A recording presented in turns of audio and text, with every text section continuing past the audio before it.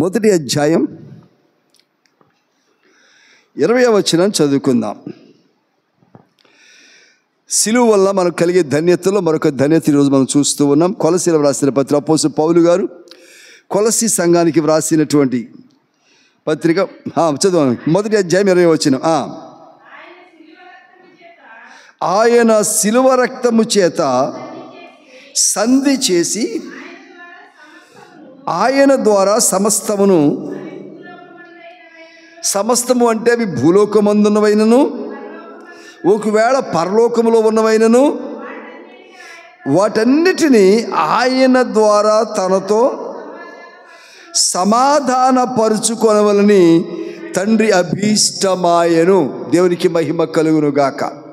పరిశుద్ధుడా మీకు వందనాలు. చదవబడిన వాక్యభావం నుంచి కొద్దిసేపు నాయన అయా సిలువ నుంచి వచ్చే ధన్యతలు ఏమిటో మేము పొందుకోవడానికి సహాయం వచ్చేసి మీ పరిశుద్ధాత్మ సంచారం మాకు తోడుగా ఉంచండి. ఆత్మ ద్వారా మాట్లాడండి. చేరి వచ్చిన మేము నాయన ఒకరిద్దరు ముగ్గురుగా ఉండవచ్చునేమో, కానీ అయ్యా ఒకరిద్దరు కూడి మోకరిస్తే మీరు ఉంటాను వాగ్దానం ఇచ్చారు. చిన్న మంద భయపడకుని మీరు అన్నారు కనుక నా తండ్రి మీ సన్నిధిని మాతో ఉంచి మాతో మాట్లాడమని ప్రార్థన చేస్తూ యేసు నామములో ప్రార్థిస్తూ వేడుకొంచున్నాము తండ్రి, ఆమేన్. ప్రియులారా, జ్ఞాపకం చేసుకున్నప్పుడు ఆయన సిలువ రక్తము చేత అంటున్నారు. అంటే ఆయన సిలువ మోస్తూ ఉండగా ఆయన కొడా దెబ్బలతో కొట్టినప్పుడు, తల మీద ముళ్ళు పెట్టి కొట్టినప్పుడు, అరచేతుల్లోనూ అరకాళ్ళలోనూ మేకులు దిగ్గొట్టినప్పుడు ఆయన కార్చిన రక్తము సిలువ రక్తము. ఎక్కడ కార్చారు అంటే సిలువలో కార్చారు ఆయన. కానీ ఆ రక్తానికి పేరు ఏంటంటే సిలువ రక్తం అని పేరు పెట్టబడింది. కనుక ఆ సిలువ రక్తం ఏం చేసిందంటే సంధి చేసిందంట. సంధి చేసిందంటే ఇరువురిని ఒకటిగా చేస్తుంది. విడిపోయిన వారి మధ్య సంధి, వేరువేరుగా ఉన్నటువంటి వారి మధ్య సమకూర్పు, దూరస్తులైన వారిని సమీపస్తులుగా చేయటం, విడిపోయిన వారు కలపటం. కనుక సమాధానము. సంధి అంటే రాయబారం. వీరికి వారికి మధ్య మంచి మాటలు, వీరి మీద వారికి వారు కొంతమంది చాలామంది చేసే పని ఏంటంటే ఒకరికి మంచి స్నేహితులు విడగొట్టేస్తూ ఉంటారు, అత్తా కోడళ్ళు విడగొట్టేస్తారు, అన్నదమ్ములు విడగొట్టేస్తారు, తండ్రి కొడుకులు విడగొట్టేస్తారు, సంఘాలను విడగొట్టేస్తారు కదా. చాలామంది ఇలాంటి పనులు చేస్తూ ఉంటారు. కానీ ప్రభు యొక్క సిలువ రక్తం చేస్తున్న పని ఏంటంటే అది సంధి చేస్తుందంట. అంటే విడిపోయిన వారిని కలుపుతుంది, దూరస్తులను సమీపస్తులుగా చేస్తుంది. మేము జీవితంలో నీ ముఖం చూడను అన్నవాళ్ళు కూడా దేవుని చేత వారు కలపబడతారు. ఇవాళ చాలామంది విడాకులు తీసుకున్న భార్యావతులు మరలా తిరిగి కలుసుకొని కాపురం చేసుకుంటున్నారు. విడిపోవటం అలాగే విడిపోతున్నారు, మరలా తిరిగి కలిసి ఉండడానికి కూడా విడాకులు వారికి ఆటంకం కావటం లేదు, మరలా కలిసిపోతున్నారు.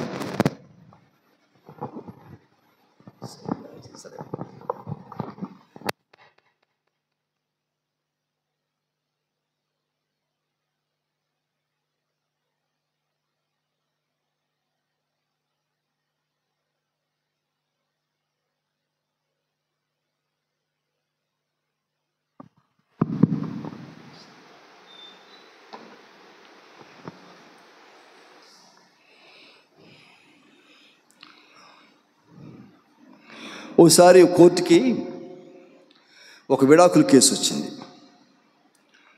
విడాకుల కేసు వస్తే సరే జడ్జి గారు వాయిదాలు వేసుకుని తిప్పుతారు కదా, తిప్పారు, అంత అయిపోయింది. ఇక ఇద్దరు విడిపోవడానికి ఆ మధ్యలో కలిసి ఉంటారా, కలిసి జడ్జి గారు అడుగుతుంది. మేము విడిపోవడం ఖాయం అని చెప్పేసి డిసైడ్ అయిపోయారు. భార్య వ్యక్తులు కూడా విడిపోవటమే. విడిపోయినప్పుడు ఏం చేయాలంటే సరే ఆస్తులు పంపకాలు చేసుకుంటారు కదా, ఎవరి దాని మనువర్తి అంటారు, ఇవ్వటం చేయటం చేసుకుంటారు. మరి పిల్లలు కూడా పంచుకోవాలిగా, పిల్లలు కూడా పంచుకోవాలి. ఈ వైఫ్ అండ్ హస్బెండ్కి 3 పిల్లలు అంట. 3 పిల్లలు ఇప్పుడు ఎలా పంచుకోవాలా? సమానంగా పంచుకోవాలి కదా. ఏం చేయాలా? ఇప్పుడు ఇద్దరిని ఒకరికి ఇచ్చి ఒకరినొకరికి ఇస్తే ఇద్దరు అక్కడే భారం అయిపోతారు. కొంతకాలం అంటే ఎంతకాలం అది కుదరదు అలాగా. మరి ఇప్పుడు ఏం చేయాలని చెప్పేసి జడ్జి గారు మీరే డిసైడ్ చేసుకోండి అని భార్యాభర్తలకు అప్పచెప్పారంట. మీ ఇద్దరే డిసైడ్ చేసి విడిపోతూ ఉంటున్నారు కదా, విడాకులు శాంక్షన్ చేస్తాం. అయితే ముగ్గురు పిల్లలు ఎలా పంచుకుంటారో మీరు డిసైడ్ చేసి చెప్పండి అన్నారంట. మేము మళ్ళీ వస్తామని చెప్పేసి వెళ్ళిపోయారు. డిసైడ్ చేసి చెప్తామని వెళ్ళిపోయారంట. వెళ్ళిపోయి సంవత్సరం తర్వాత వచ్చారంట. సంవత్సరం ఇంకో పిల్లోని కానీ ఇప్పుడు నలుగురు అయ్యారుగా, చరిత్ర అనమాట పంచుకోవటం. దానికోసం మళ్ళీ చెప్తారు వెళ్ళిపోయి మళ్ళీ ఇద్దరు కలిసి సంసారం చేసుకుని వచ్చారంట. ఇప్పుడు జడ్జి గారు అడుగుతున్నారు, నిజంగా విడిపోయే మీకు విడిపోతామండి, మరి సంవత్సరం కలిసి ఉన్నారు కదా, పంచుకోవడం కోసం అంట. పంచుకోవడం కలిసినట్టు ఉంచుకుంటారా బాబు అని చెప్పి జడ్జి గారు బుద్ధి చెప్పి పంపించేది లేడీ జడ్జి గారు. కనుక ఇవాళ విడిపోతున్న వారు కలవటానికి దేవుని యొక్క శిలువ రక్తము సంధి చేస్తుంది. దేవునికి మహిమ కలుగునుగాక. కనుక ఆ సంధి ద్వారా మనకి ఏమవుతుందంటే భూలోకమందున్నవైనను పరలోకమందున్నవైనను ఏమవుతున్నాయి అంట, వాటన్నిటినీ ఆయన ద్వారా తనతో సమాధానపరుచుకొని. అంటే సిలువలో మనకి ఏం దొరుకుతుంది? ఇప్పుడు ధన్యత, సమాధానము దొరుకుతుంది. సిలువలో సమాధానము దొరుకుతుంది. దాన్ని మనం ఇంగ్లీష్లో ఏమంటామంటే, మామూలు ఇంగ్లీష్లో పీస్ అంటాం, కాదు ఇక్కడ రీకన్సిలేషన్. అంటే దేవుని యొక్క ప్రేమకు, దేవుని యొక్క రక్షణకు దూరం అయిపోయినటువంటి వారు యేసయ్య కార్చిన రక్తము ద్వారా తిరిగి వారు ఏమవుతారు? ఇప్పుడు యేసు ప్రేమలోనికి వస్తారు, మరణాలు యేసయ్య పాదాల దగ్గరికి వస్తారు. కనుక సమాధానము, రీకన్సిలేషన్, దూరపరచబడిన వారు తిరిగి జత కలపబడతారు. దూరమైపోయి విడిపోయిన వారు మరలా తిరిగి కలుసుకుంటారు. కనుక రీకన్సిలేషన్ జరుగుతుందట. అది ఎలా జరుగుతుందంటే మరొక మాట చూద్దాం. 2 కొరింథీయులకు రాసిన పత్రిక 5వ అధ్యాయం 19వ వచనం చూస్తే,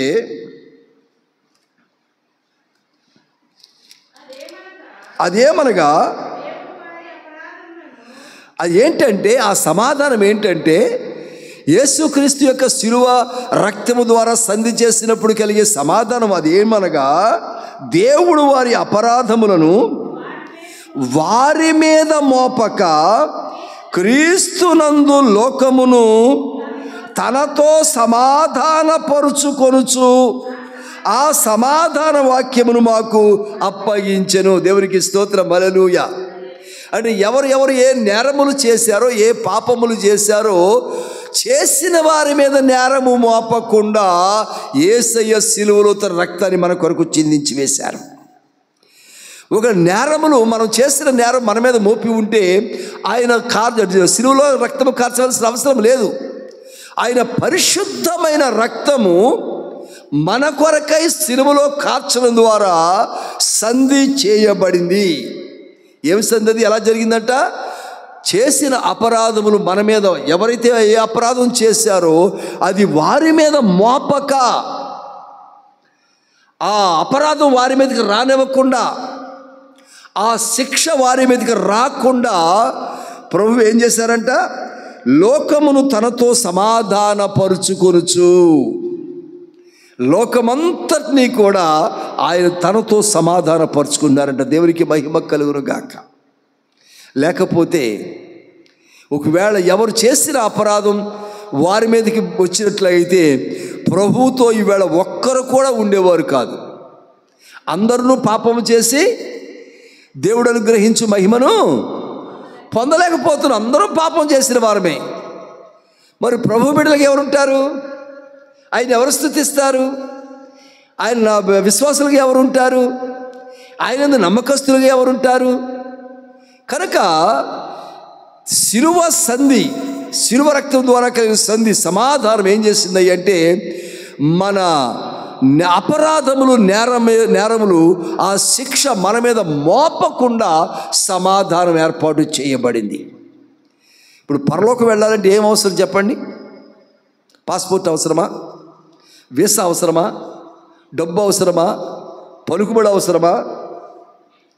ఎవరు రికమెండ్ చేస్తే అయిపోద్దా పని? ఏం అవసరం పరలోకం వెళ్ళాలంటే?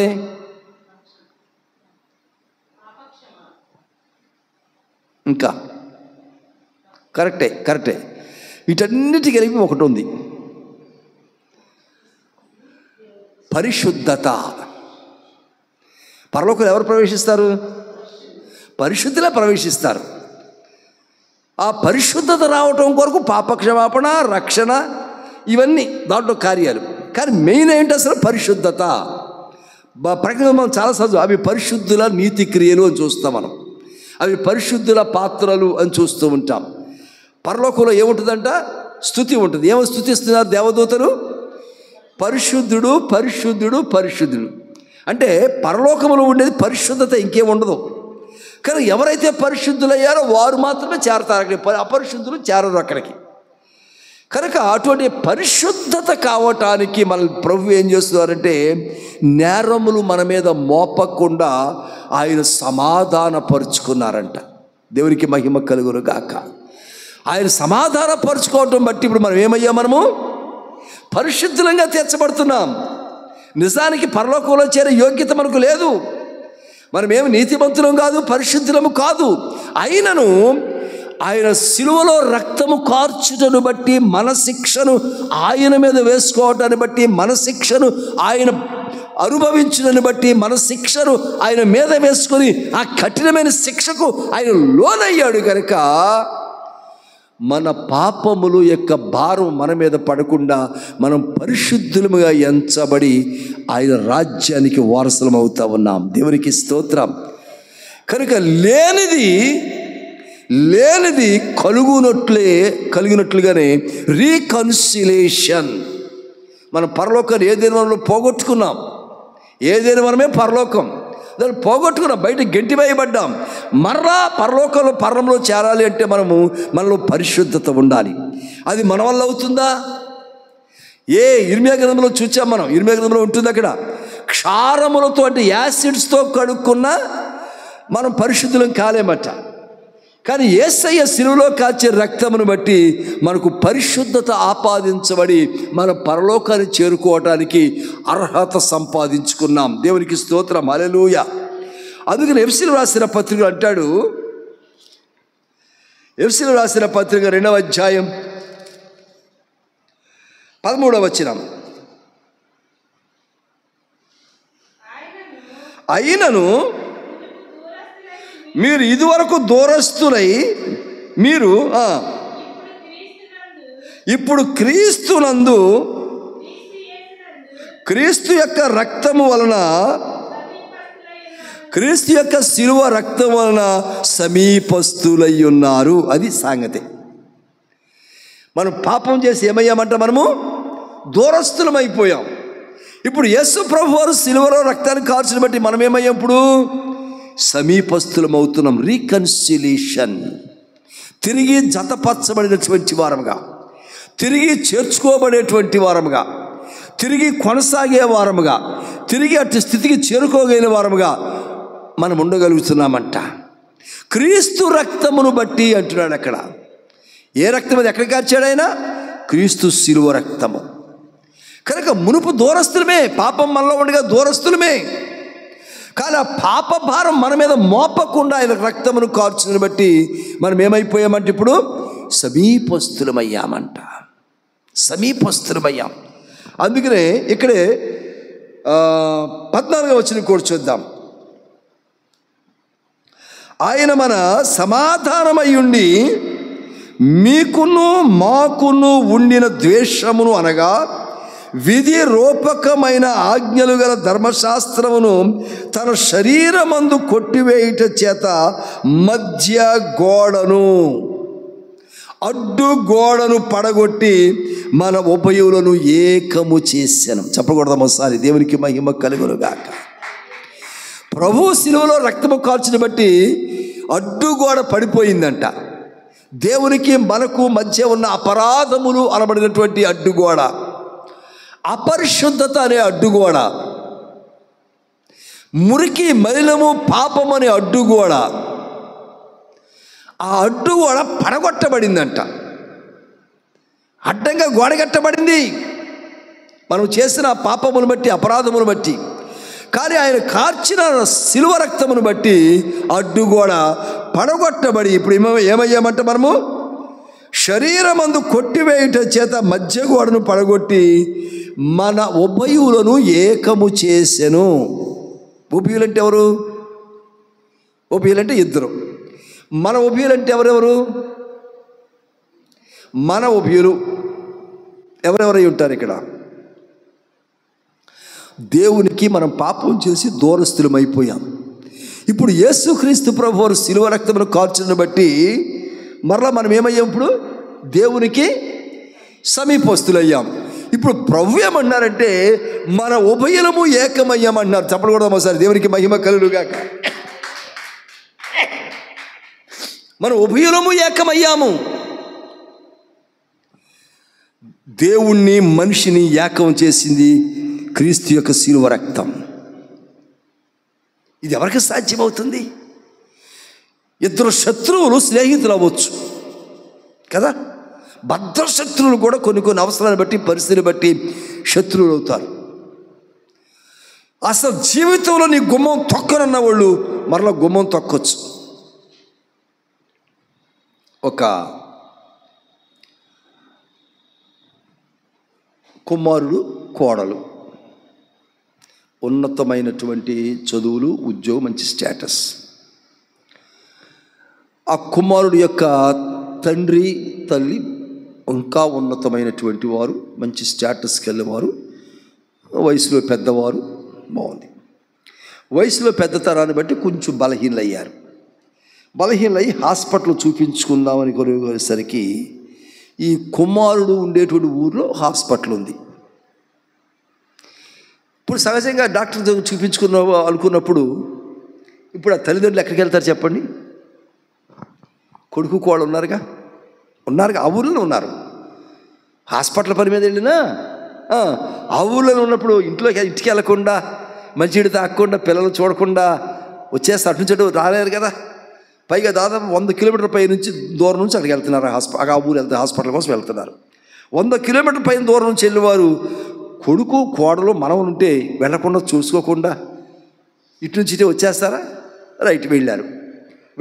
తర్వాత మళ్ళీ హాస్పిటల్కి వెళ్ళారు, చూపించుకున్నారు. పొద్దుపోయింది. ప్రొద్దుటే వెళ్ళావులే అనుకుని తల్లిదండ్రి ఆ కొడుకు ఇంట్లో ఉన్నారు. సరే, భోజనాలు కింద మీద పడ్డారు, భోజనాలు చేశారు. తర్వాత మరి కోడలకి ఏమనిపించిందో, ఇంట్లో ఉంటే క్షణం ఒప్పుకోనంది. అర్ధరాత్రి ఇంట్లో ఉంటే మీ ఇద్దరు వృత్తులు, వీళ్ళు నీరసంగా ఉండి హాస్పిటల్ చూపించుకొని వెళ్ళారు. ఇంట్లో ఉంటే క్షణం ఒప్పుకోండి, మీరన్నా ఉండాలి, నేనన్నా వెళ్ళిపోవాలి రాత్రి అంది. ఆ తల్లిదండ్రులు ఏడ్చుకుంటా, వద్దులే అమ్మ, నువ్వు ఎందుకు వెళ్తావు, భార్యాభర్తల పిల్లలు మీ కుటుంబం మీరు ఉండడం, మేమే వెళ్తామని చెప్పేసి రాత్రి 1 గంట జామున చల్లో, నవంబర్ నెల చల్లో బయటకు వచ్చి బస్ స్టాండ్లో ఉండి, అప్పుడు కారు కూడా ఎవరు మాట్లాడేది రావట్లేదు, ఉండి తెల్లారిన తర్వాత అక్కడేదో చేతికి తిప్పలు పడి కింద మీద పడి కారు మాట్లాడుకొని అప్పుడు వారు ఊరు వెళ్ళారు.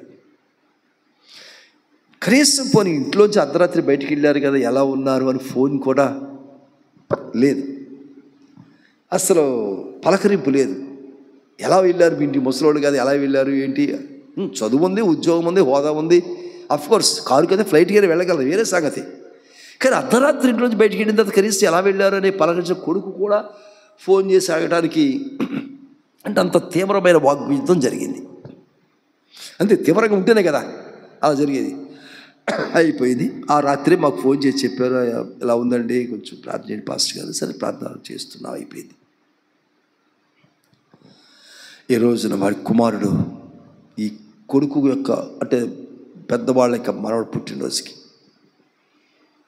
వచ్చేసి తల్లిదండ్రుల దగ్గరికి వచ్చి ఆ మనవడు కూడా తీసుకొచ్చి వాళ్ళ చేతులకు అప్పగించి పుట్టినరోజు వాళ్ళ చేతుల మీద జరిపించి ఆ కొడుకు కోళ్ళు వీళ్ళు ఎంత సంతోషంగా ఉన్నారో. దేవునికి మహిమ కలుగును గాక. అంటే ఒకప్పుడు అర్ధరాత్రి ముసలోళ్ళని కూడా చూడకుండా ఇంట్లోంచి నువ్వు వెళ్ళిపోవాలా, నేను వెళ్ళిపోవాలా అనే వాక్యంతో తీవ్రంగా జరిగిన తర్వాత ఒక ఫోన్ లేదు, పలకరింపు లేదు. కానీ దాదాపుగా 7 నెలల తర్వాత కలిసి కుటుంబంగా వారు సంతోషంగా ప్రభువుని పంచుకుంటున్నారు. ఇది ఎలా సాధ్యమైంది? ఇది ఎలా మన ఉభయులను ఏకము చేసేది దేవుని యొక్క రక్తము.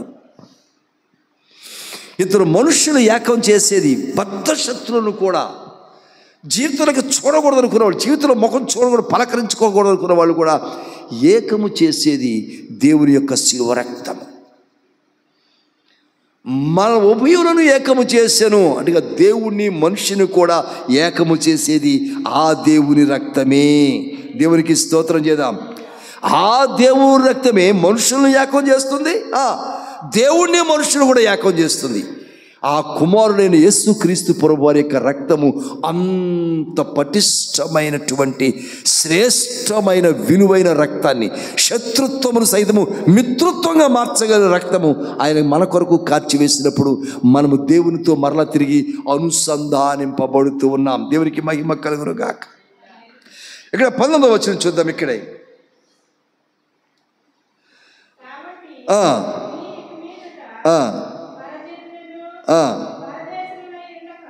ఎలాగంట, కాబట్టి మీరు ఇక మీదట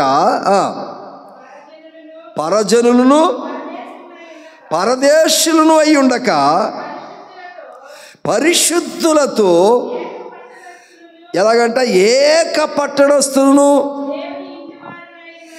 దేవుని ఇంటి వారునై ఉన్నారు. దేవునికి మహిమ కలుగాక. దేవునికి స్తోత్రం. హల్లెలూయా. ఇప్పుడు యేసు ప్రభువు వారు శిలువ రక్తమును కార్చును బట్టి ఇప్పుడు దాకా పరాయి వాళ్ళలాగా ఉన్నామంట మనము. దేవుని బిడ్డల అయ్యుండి కూడా ఎలా ఉన్నాం మనము? పరాయి వాళ్ళలాగా ఉన్నాం. అందుకే మనం చూడకొకసారి నేను ఉన్నాను కదండి, పరాయి వాళ్ళలాగా ఉంటారు ఏంటండి మా అబ్బాయి అంటూ ఉంటారు కదా. నేను ఉన్నాను కదా, పరాయి వాళ్ళలాగా బ్రతకాల్సిన అవసరం ఏమొచ్చింది వాళ్ళకి? నేను ఉన్నాను కదా, నేను చూసుకున్నాను కదా, అదేంటండి వాళ్ళు పరాయోళ్ళలాగా ఆపాల్సిన బతుకుతారు అని మనం బాధపడుతూ ఉంటాం. అంటే పరాయి వారిని సైతము సొంత వారిని చేసేది యేసు ప్రభు వారి యొక్క శిలువ రక్తము. పరదేశులను ఎలా ఉన్నారంటే వారు పరజనులను అయినటువంటి కాబట్టి మీరు ఇక మీదట పరజనులను పరదేశులై ఉండక ఎవరితో కలుస్తున్నాము? ఇప్పుడు మనము పరిశుద్ధులతో కలపబడుతున్నాం. ఇప్పుడు పరిశుద్ధులతో కలపబడుతున్నాం. ఎవరా పరిశుద్ధులు? ఎవరు? దేవుడు. దేవుడే పరిశుద్ధుడు. అంటే యేసుక్రీస్తు ప్రభువారు శిలువలో తన రక్తమును, పరిశుద్ధమైన రక్తమును చిందించడం ద్వారా పరులమైన మనము ఇప్పుడు పరిశుద్ధులతో ఏకమవుతూ ఉన్నాం. పరిశుద్ధులు మీరు ఎవరెవరు చెప్పండి? పరిశుద్ధులు దేవదూతలు పరిశుద్ధులు, దేవుని యొక్క భక్తులు పరిశుద్ధుల నీతిక్రియలు ఉంది కదా, కనుక పరిశుద్ధులు. దేవుడు పరిశుద్ధుడు, శరూపులు కెరూపులు పరిశుద్ధమైనటువంటివి, వారితో జత కల్పబడుతూ ఉన్నాం మనం. అంటే దేవుని యొక్క యేసు ప్రభువు యొక్క రక్తానికి ఎంత శక్తి ఉన్నదంటే, ఎంత ఘోరమైన పాపినైనా సరే పరిశుద్ధులతో ఏకము, రీకన్సిలేషన్ అంటాం దీని మనం. రీకన్సిలేషన్ మీకు బాగా అర్థం కావాలి. రీకన్సిలేషన్ బాగా అర్థం కావాలంటే మీరు బ్యాంక్ అకౌంట్లు ఉన్నాయా మీకు? ఎవరికన్నా బ్యాంక్ అకౌంట్లు ఉంటాయి కదా? ఉంటాయి. బ్యాంక్ అకౌంట్ వారికి ఏం చేస్తారు? బ్యాంకులో పాస్ పుస్తకం ఇస్తారు.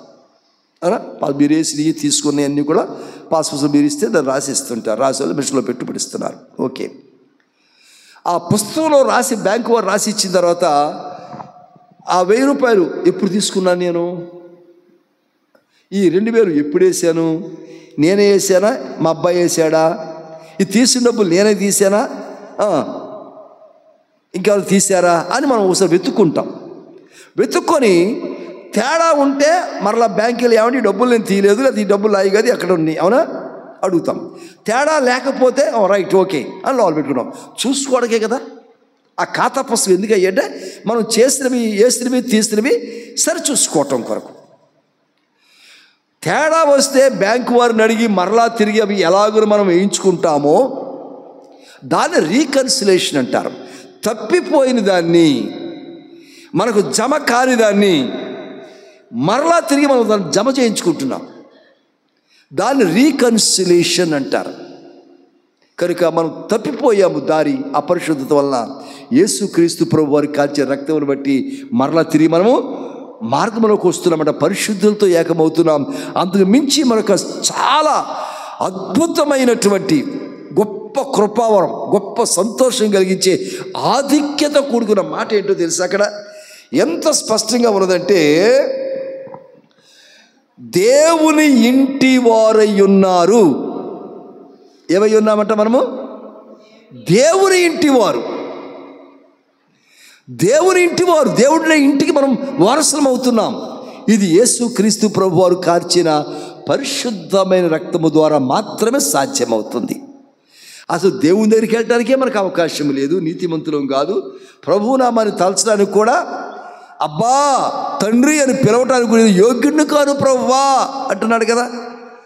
మరి తండ్రి అని పిలవడానికి యోగ్యత లేనప్పుడు మనం మరి దేవుని ఇంటి వారం ఎలా అవుతున్నాం మనము? ప్రభు కార్చిన రక్తము ఆ కార్యాన్ని పక్షంగా జరిగిస్తుంది. కనుకనే 3వ అధ్యాయం చూద్దాం. ఇక్కడ ఎఫెసీయులకు రాసిన పత్రిక 3వ అధ్యాయం 14 చేద్దాం. 14 వచ్చిన మీద మనం చదువుకున్న వాక్యం ఎలాంటిదే మరొకటి ఇక్కడ చూద్దాం. అది ఈ కారణము చేత, అనగా యేసుక్రీస్తు ప్రభు వారు నీ కొరకే సిలువలో రక్తమును కార్చిన కారణము చేత పరలోకమునందును భూమి మీదను ఉన్నటువంటి ప్రతి కుటుంబము ఏ తండ్రిని బట్టి కుటుంబం అని పిలువబడుచున్నదో ఆ తండ్రి ఎదుట నేను మోకాళ్ళుని అంతరంగ పురుషు యందు శక్తి కలిగి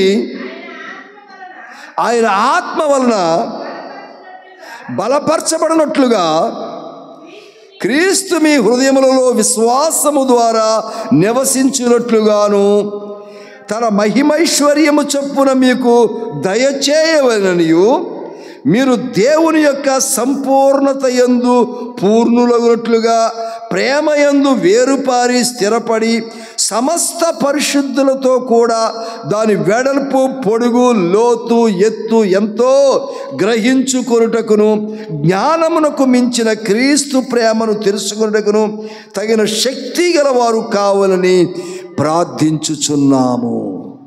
దేవునికి మహిమ కలుగునుగాక. అంటే ఇక్కడున్నవైనను పరలోకమందున్నవైనను దేవునితో మనం సమాధాన పడవాలని చెప్పేసి ప్రభు మన నిమిత్తమై ఆయన సిలువలో రక్తము చిందించి మనల్ని అపరాధములు మన మీద పడకుండా చేసి పరిశుద్ధులతో మనం ఏకమైపోయి దేవుని ఇంటి వారం అనిపించుకున్నట్లుగా సిలువలో దేవుడు మన కొరకే కార్యం జరిగించారు. దేవునికి స్తోత్రం, హల్లెలూయా. కనుక రీకన్సిలేషన్, పునరుద్ధరించబడటం, మనం కోల్పోయిన దాన్ని తిరిగి పునరుద్ధరించబడినట్లుగా యేసయ్య మనకు సిలువ రక్తమును చిందించి మనల్ని పునరుద్ధరించారు. ఆయన పునరుద్ధరించారంటే చెడిపోయిందని తిరిగి బాగు చేయటం. ఇప్పుడు రోడ్డు వేస్తున్నారు, అక్కడ ఇదివరకు వేసారు తారు రోడ్డు, పాడైపోయింది, గుంటలు పడిపోయింది. ఇప్పుడు ఏం చేస్తారు? దాన్ని పునరుద్ధరించి మళ్ళీ రోడ్డు వేస్తున్నారు. ఇప్పుడు అదనమాట. ఒకసారి ఉన్నదాన్ని కోల్పోతే మరలా తిరిగి వేయటమే పునరుద్ధరించబడటం. అది సిలువ ద్వారా నీకు నాకు పరిశుద్ధ జనాంగంగా తీర్పు చెప్పబడుతుంది. కనుక ఇట్టి గొప్ప కృపను బట్టి దేవునికి మహిమ కలుగుగా మోకరించి ఇచ్చిన ప్రార్థన చేసుకుందాం. రీకన్సిలేషన్, పునరుద్ధరింపబడిన స్థితి క్రీస్తు ప్రభు వారి యొక్క సిలువ రక్తం ద్వారా సంధి చేయబడి, అది భూలోకమందున్నవైనను పరలోకమందున్నవైనను సరే అవి సమాధానపరచబడి నీవు పరిశుద్ధులతో సహవాసం ఏర్పాటు చేయబడి దేవుని ఇంటి బిడ్డవుగా, ఇంటి వారముగా చేయబడినట్లుగా ఆయన కార్యము చేసి ఉంటుగా, ప్రభువా నేను ఆ కార్యంలో ఉండాలయ్యా. ఇక నా అపరాధములు నా మీద మోపక, నా మీద మోపబడక, నా అపరాధములు ఏది నా మీద మోపబడకూడదయ్యా. నువ్వు మోసేస్తావు కనుక, ఇక ఆ శిక్ష మీద నా మీదకు రాకుండా నువ్వు శిక్షను అనుభవించావు కనుక, అయ్యా నీతో అనుసంధానింపబడి, నీతో పునరుద్ధరింపబడి, అయ్యా నిన్ను అంటి పెట్టుకొని పరిశుద్ధులతో ఏకీభవించి మీ ఇంటికి వారసునవటానికి నీ కార్యం నా పక్షంగా నా హృదయంలో జరిగించు ప్రభువా అని చిన్న ప్రార్థన చేసుకుందాం. ఒక 2 నిమిషాలు ఎవరికి వారు ప్రార్థన చేసుకోండి. ఒక 2 నిమిషాలు ఎవరికి వారు ప్రార్థన చేసుకోండి. వాక్యమును బట్టి రీకన్సిలేషన్. నువ్వు పునరుద్ధరింపబడుతూ ఉన్నావు. పరిశుద్ధతను కోల్పోయావు, తిరిగి ఇవ్వబడుతుంది. సమాధానం కోల్పోయావు, తిరిగి ఇవ్వబడుతుంది. దేవునికి దూరం అయిపోయావు, మరలా తిరిగి సమీపానికి తీసుకొని రాబడుతున్నావు. నువ్వు మనుషులకు దూరం అయిపోయావు, తిరిగి చేర్చుకోబడుతున్నావు. దేవునికి దూరం అయిపోయావు, మరలా తిరిగి చేర్చుకోబడుతున్నావు. ఇప్పటి వరకు పరాయి జనముగాను ఎక్కడో దూరస్తుగా ఉన్నావు, కానీ ఇప్పుడు స్వజనాంగంగా మారిపోయావు. ఇదివరకు అపరిశుద్ధతో ఉన్నావు, ఇప్పుడు పరిశుద్ధులకు వస్తూ ఉన్నావు. ఇదివరకు అపరిశుద్ధతలు సాంగత్యం, ఇప్పుడు పరిశుద్ధతలతో ఏకీభవింపబడుతూ ఉన్నావు. ఇప్పుడు దేవుని ఇంటికి సొంతమైపోతున్నావు. ఇప్పుడు దేవుని ఇంటికి సొంతమైపోతున్నావు. గ్లోరీ, హల్లెలూయా. చిట్టి చిన్న ప్రార్థన చేయను వాక్యాన్ని బట్టి.